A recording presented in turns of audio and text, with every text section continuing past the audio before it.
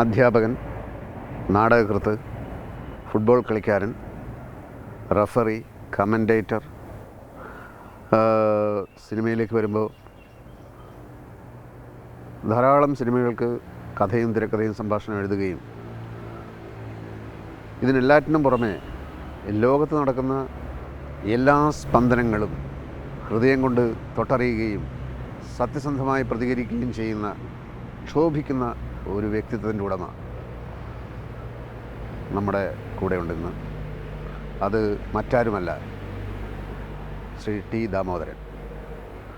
അങ്ങാടി, വാർത്ത, ഈ നാട്, ഇനിയെങ്കിലും, ഇന്നല്ലെങ്കിൽ നാളെ തുടങ്ങിയ എത്രയോ വിജയിച്ച ചിത്രങ്ങളുടെ കഥയും തിരക്കഥയും എഴുതിയത് അദ്ദേഹമാണ്. അദ്ദേഹം ഇന്ന് നമ്മളോട് സംസാരിക്കാൻ തയ്യാറായിരിക്കുകയാണ്. വളരെ അപൂർവമായി മാത്രമേ അദ്ദേഹം അങ്ങനെ ടി വി ക്യാമറയുടെ മുമ്പിലൊക്കെ വരാറുള്ളൂ. പക്ഷേ ഒരു പ്രത്യേക സന്ദർഭവും പിന്നെ എന്നോട് സംസാരിക്കാൻ മടിയില്ലാത്തത് കൊണ്ടും അദ്ദേഹം അതിന് തയ്യാറായതാണ്. ഇദ്ദേഹത്തിന് ഞാൻ നേരത്തെ സൂചിപ്പിച്ചതുപോലെ എല്ലാ വിഷയങ്ങളിലും ആധികാരികമായി സ്വന്തമായി അഭിപ്രായങ്ങൾ പ്രകടിപ്പിക്കാനും അതിനെപ്പറ്റി വ്യക്തമായ ധാരണയുള്ളതുകൊണ്ട് സാധിക്കുന്നതാണ്. അപ്പം മാഷ് ആദ്യകാലങ്ങളിൽ മാതൃഭൂമി പോലുള്ള പത്രങ്ങളിലും ഒക്കെ സ്പോർട്സ് ലേഖനങ്ങളൊക്കെ എഴുതിയിരുന്നല്ലോ.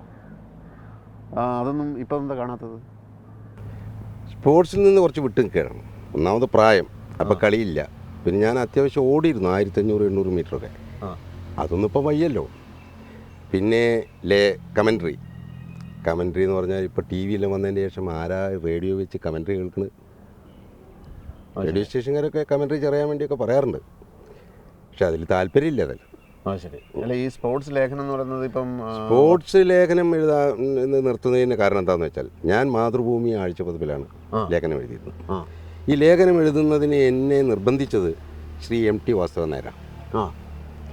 അപ്പം ശ്രീനിക്കറിയാമെന്നറിയില്ല, ഒരർത്ഥത്തിൽ എന്നേക്കാൾ കൂടുതൽ കളികളെക്കുറിച്ച് അദ്ദേഹത്തിന് അറിയാം. എങ്ങനെയെന്ന് ചോദിച്ചാൽ, അദ്ദേഹം കളി കാണാറുണ്ട്, ടി വിയിൽ കാണാറുണ്ടാവും. പിന്നെ അയാൾ പല മാഗസീൻസിൽ നിന്നും, സ്പോർട്സ് മാഗസീൻസിൽ നിന്നെല്ലാം മനസ്സിലാക്കിയിരിക്കും. ഇപ്പോൾ ഫുട്ബോളിൽ പീലെ ആരാണ്, അന്നത്തെ കാലത്ത് ഗാരിഞ്ച ആരാണ്, ദീദി ആരാണ്, വാവ ആരാണെന്നൊക്കെ ചോദിച്ചാൽ അദ്ദേഹം അതിൻ്റെ കറക്റ്റായിട്ട് പറയും.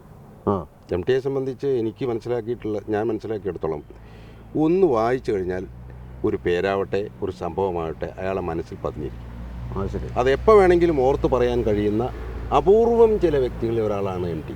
അല്ല, എനിക്ക് നോവലിസ്റ്റ്, അങ്ങനെ നോവലിസ്റ്റാണ്, ചെറുകഥാകൃത്താണ്, തിരക്കഥാകൃത്താണ്, ഒക്കെയാണ്. പക്ഷെ അതിനേക്കാൾ കൂടാതെ അദ്ദേഹത്തിന് സ്പോർട്സിനെ പറിച്ച് നല്ലതാണ്. ഞാൻ എഴുതിയിട്ടുള്ള സ്പോർട്സ് ലേഖനങ്ങൾ അധികവും കണ്ടന്റ് മാത്രമേ എൻ്റെ ഉള്ളൂ. അതിലെ പലപ്പോഴും വാക്യങ്ങളെ വ്യാകരണ പിശകുകൾ, അക്ഷരത്തെറ്റുകൾ, ഇതൊക്കെ തിരുത്തി സബ് ടൈറ്റിൽസ് കൊടുത്ത് വീക്കിലിയിൽ പ്രകാശിപ്പിക്കുന്നത്, അച്ചടിച്ച് വരുത്തുന്ന അധികാരം. അത് ഒരു ആഴ്ചയിൽ വന്നു കഴിഞ്ഞാൽ അതേ പത്രത്തിൻ്റെ വാരാന്ത പതിപ്പിൽ ഈ ലേഖനത്തെ വിമർശിച്ചുകൊണ്ട്, നല്ല ഭാഷയിലല്ല, ഒരു പത്രധർമ്മം പോലും ഓർക്കാതെ വളരെ വൃത്തികെട്ട ഭാഷയിൽ എനിക്കിത് എതിരായിട്ട് എഴുതും. എതിരായിട്ട് വാരാന്ത പതിപ്പിൽ അന്ന് വിംസിയാണല്ലോ ഇതിൻ്റെ ആൾ. വിംസി സ്പോർട്സ് ലേഖനാണ് എഴുതും.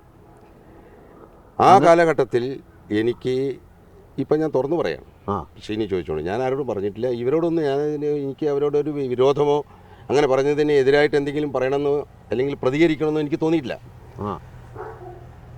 മലയാള മനോരമയിൽ അബു ഒഴിച്ച് ഒരാളും എന്നോട് നല്ല രീതിയിൽ പെരുമാറിയിട്ടില്ല. ഞാൻ എഴുതുന്നതിനെ കുറിച്ചൊക്കെ വിവാദപരമായ ലേഖനങ്ങളൊന്നും അല്ലാന്ന്. ഇപ്പം ഞാൻ റഫറി നിൽക്കുന്നു, ഒരു ഉദാഹരണം പറയാം. അദ്ദേഹത്തെ കളിയുന്ന ഹൈദരാബാദ് പോലീസും രാജസ്ഥാൻ തമ്മിലാണ്. രാജസ്ഥാനിൽ മക്കൻ സിംഗ് ഒക്കെ ഉണ്ട്. ഹൈദരാബാദ് പോലീസിൽ അവിടെ ഇപ്പം ഞാൻ പറയുന്നത് തെറ്റായിട്ട് ധരിക്കരുത്, അതൊരു ഹിന്ദുക്കളുടെയും മുസ്ലിങ്ങളുടെയും തമ്മിലുള്ള ഒരു ഏറ്റുമുട്ടൽ പോലെയൊക്കെയാണ് അതിനെ ആളുകൾ കണ്ടിരുന്നത്. സ്പെക്ടറ്റേഴ്സിൻ്റെ അടുത്ത് അങ്ങനെയുള്ളൊരു ഈ നാഗ്ജിയാണോ ഉദ്ദേശിക്കുന്നത്? നാഗ്ജി. അപ്പോൾ അതിനകത്ത് ഈ മുസ്ലിം കളിക്കാരാണ് അതിനകത്ത്. നയീം, ലായിക്ക്, അസീസ്, അസാം, സുൽഫിക്കർ, നബി, ഇവരൊക്കെയാണ് അതിൽ കളിക്കാറ്. ഹൈദരാബാദ് പോലീസ് എന്ന് പറഞ്ഞാൽ ഒരു 90%. അപ്പോൾ ഇത് അവരുടെ ഒരു ടീം എന്നുള്ള നിലയിൽ ഒരു വിഭാഗം ആളുകൾ ഒരു സമുദായ അടിസ്ഥാനത്തിൽ പ്രോത്സാഹിപ്പിച്ചുകൊണ്ടിരിക്കും. എതിർവശത്ത് മറ്റതിനെ മറ്റൊരു സമുദായക്കാരും പ്രോത്സാഹിപ്പിച്ചുകൊണ്ടിരിക്കും. അപ്പോൾ ഈ വളരെ ടെൻസായിട്ടുള്ളായിരിക്കുന്നത്. അങ്ങനെയുള്ള ഒരു മത്സരത്തിന് അന്ന് ആഹാരം കഴിക്കാൻ പോലും മനസ്സ് വരില്ല. അത്രയും ഒരു ടെൻഷനുള്ള ഒരു കളിയാണ്. ആ കളി നടന്നുകൊണ്ടിരിക്കുമ്പോൾ രാജസ്ഥാൻ പോലീസുകാരുടെ മക്കൻ സിംഗ് ആണോ ബോർ സിംഗ് ആണോ ആരായിരുന്നു എന്നുള്ളത് ഞാനിപ്പോൾ ഓർക്കുന്നില്ല.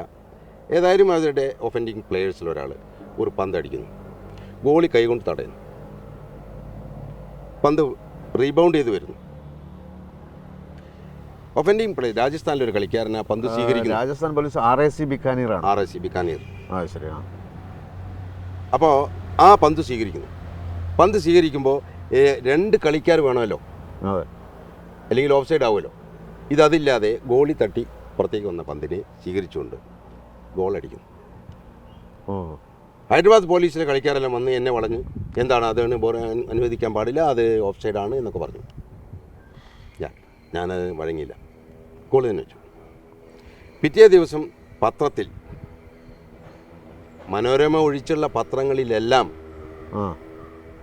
റഫറി ചെയ്ത തെറ്റിനെക്കുറിച്ചും ഓഫ് സൈഡ് ഗോൾ അടിച്ചിട്ട് അത് ഗോൾ ആയിട്ട് അംഗീകരിച്ചതിനെക്കുറിച്ചും ഈ ചില ടീമുകളെ ഉയർത്തുന്നതിനും ചില ടീമുകളെ പരാജയപ്പെടുത്തുന്നതിനുള്ള ചില ഒത്തുകളികൾക്ക് കൂട്ടുനിന്നു എന്നും അർത്ഥത്തിൽ വലിയ അക്ഷരത്തിൽ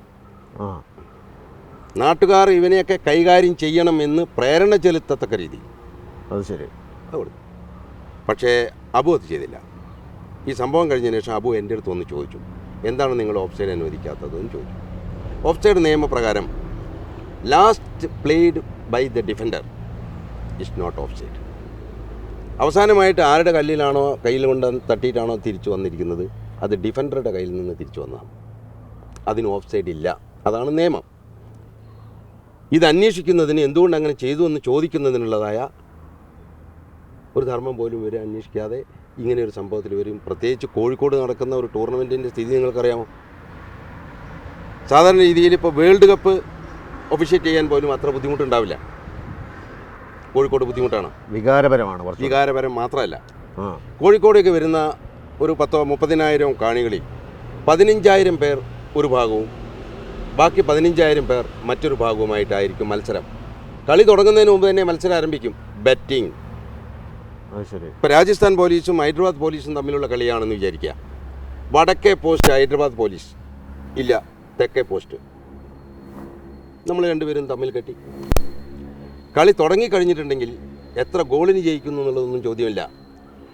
അടുത്ത ഗോൾ കിക്ക് രാജസ്ഥാൻ, അല്ല ഹൈദരാബാദ്. അങ്ങനെ അടുത്ത ത്രോ, അടുത്ത ഗോൾ കിക്ക്, അടുത്ത കോർണർ, അടുത്ത ഹാൻഡ്ബോൾ, അടുത്ത പെനാൽറ്റി, ഇതിനൊക്കെ ബെറ്റാണ്. ശരി. അപ്പം ഒരു സാധാരണ രീതിയിലൊരു കളിയുടെ മൈതാന മധ്യത്തിൽ നിന്ന് പന്ത് റിബൗണ്ട് ചെയ്ത് പുറത്തേക്ക് പോയിട്ട് ത്രോ ആയി കഴിഞ്ഞിട്ടുണ്ടെങ്കിൽ കളിയുടെ ടോട്ടാലിറ്റിയെ ഒരിക്കലും ബാധിക്കില്ല. അത് രണ്ടാമത് കളി കൈ കൊണ്ട് എടുത്തിട്ട് കളിക്കുന്നു മാത്രമേ ഉള്ളൂ. ഇവിടെ അങ്ങനെയല്ല. ഇവിടെ രണ്ടാളെ കാലിൽ തട്ടിയിട്ട് ഒരു പന്ത് തെറിച്ചു പോയി, റഫറി വിസിൽ വിളിക്കുന്നു. ആ വിസിൽ വിളിക്കുന്ന കൂട്ടത്തിൽ തന്നെ ഒരു തീരുമാനം അയാളുടെ മനസ്സിലുണ്ടാവും. കൈ കാണിക്കും വലതുവശത്തേക്കാണെങ്കിൽ. ഇതിനെതിരായിട്ട് പണം നഷ്ടപ്പെട്ടവൻ്റെ കൂക്കായിരിക്കും പിന്നെ വരുന്നത്. കല്ലേറ്, ചെരുപ്പേറ്, കുപ്പികളെ കൊണ്ടുള്ള ഏറുകൾ, തോന്നിയാസങ്ങൾ വിളിച്ചു പറയുക, പോവുക, ഇതൊക്കെ ഉണ്ടായിരിക്കും. അപൂർവം സന്ദർഭങ്ങളിൽ കളി കഴിഞ്ഞാൽ റഫറിയെ കൈകയറ്റം ചെയ്യും. എനിക്ക് തല്ല് കിട്ടിയിട്ടില്ല. കുപ്പിയേറ് ചെരുപ്പേറും ഒക്കെ ധാരാളം കിട്ടിയിട്ടുണ്ട്. പോലീസ് പ്രൊട്ടക്ഷനോട് കൂടിയാണ് എന്നെ കൊണ്ടുപോകുന്നത്. ആ കാലത്ത് നിങ്ങൾ കേട്ടിട്ടുണ്ടായിരിക്കും അബ്ദുറഹ്മാൻ സാഹിബിനെ കുത്തിക്കൊന്നിട്ടുള്ള ഒരാളെ പറ്റി. മാർസ് മുല്ല വീട്ടിൽ അബ്ദുറഹ്മാൻ സാഹിബിനെ ബീറ്റ് ഹൗസിൽ വെച്ച് ശ്രാങ്ക് എന്ന് പറഞ്ഞ ഒരാൾ കുത്തിക്കൊന്നു. അദ്ദേഹം മഹാശക്തനും വളരെ ധൈര്യമുള്ള ആളും അല്ല. കളി തുടങ്ങുന്നതിന് മുമ്പ് തന്നെ ശ്രാങ്കിനെ ഞാൻ നേരിട്ട് കാണുകയും ഇന്നത്തെ കളിയുണ്ട് നമുക്കറിയാം, എന്തെങ്കിലും നമ്മളെ കൈ കൊണ്ടായിരിക്കും നിങ്ങളെ മോന്തക്ക് വീഴുക, നിങ്ങൾ എന്ത് വേണമെങ്കിലും ചെയ്തോളി, നാട്ടുകാരെ കൊണ്ട് തല്ലി കൊള്ളിക്കരുത് എന്നൊരു അപേക്ഷ ആദ്യമേ സമർപ്പിച്ചിട്ടാണ് കളിയാണ്. അപ്പോൾ ഇൻ്റർവെല്ലിന് പുറത്തേക്ക് വരുമ്പോൾ രണ്ട് വശത്തും നോക്കി ആളുകളൊന്നും ഓടി വരുന്നില്ല എന്നുള്ളതിൽ ഇൻ്റർവെല്ലിന് പറഞ്ഞ് ഞാൻ പുറത്തേക്ക് വരുമ്പോൾ ഒരു കൈ എൻ്റെ ചുമലിലുണ്ടായിരിക്കും, അത് ശ്രാങ്ക. അല്ലാതെ അടി കിട്ടി ഒരു 10 മിനിറ്റ് കഴിഞ്ഞിട്ടേ പോലീസൊക്കെ എത്തുള്ളൂ. ശ്രാങ്ക് പെട്ടെന്ന് അടുത്തെത്തും. കളി കഴിഞ്ഞ് പോകുമ്പോഴും അങ്ങനെ തന്നെയാണ്. പലതവണ പോലീസ് പ്രൊട്ടക്ഷനോട് കൂടിയിട്ട് എന്നെ ഹോട്ടൽ മുറിയിൽ കൊണ്ടുവന്ന് അടച്ച് പോലീസുകാർ കാവൽ നിന്നിട്ടുള്ള അനുഭവങ്ങൾ പലതുണ്ട്. വീട്ടിലൊക്കെ നേരത്തെ അറിയിക്കും. അപ്പോൾ ഞാനൊരു ചോദ്യം ചോദിച്ചോട്ടെ, മാഷ് എപ്പോഴെങ്കിലും റഫറി ആയിട്ട് നിൽക്കുമ്പോൾ പക്ഷപാതപരമായിട്ട് വിസിൽ ഊതിയിട്ടുണ്ടോ? പക്ഷപാതപരമായിട്ട് വിസിൽ ഊതിയിട്ടുണ്ടോ എന്ന് ചോദിച്ചാൽ ഇല്ല എന്ന് തന്നെയാണ്. എന്തോ ചെറിയൊരു സംശയമുള്ള പോലെ. അല്ല, ചെറിയൊരു സംശയമുള്ള പോലെ എന്ന് വെച്ചാൽ പലപ്പോഴും പക്ഷപാതപരമായിട്ട് ചെയ്യണം എന്ന് എൻ്റെ അടുത്ത് ചില ആളുകൾ പറഞ്ഞിട്ടുണ്ട്.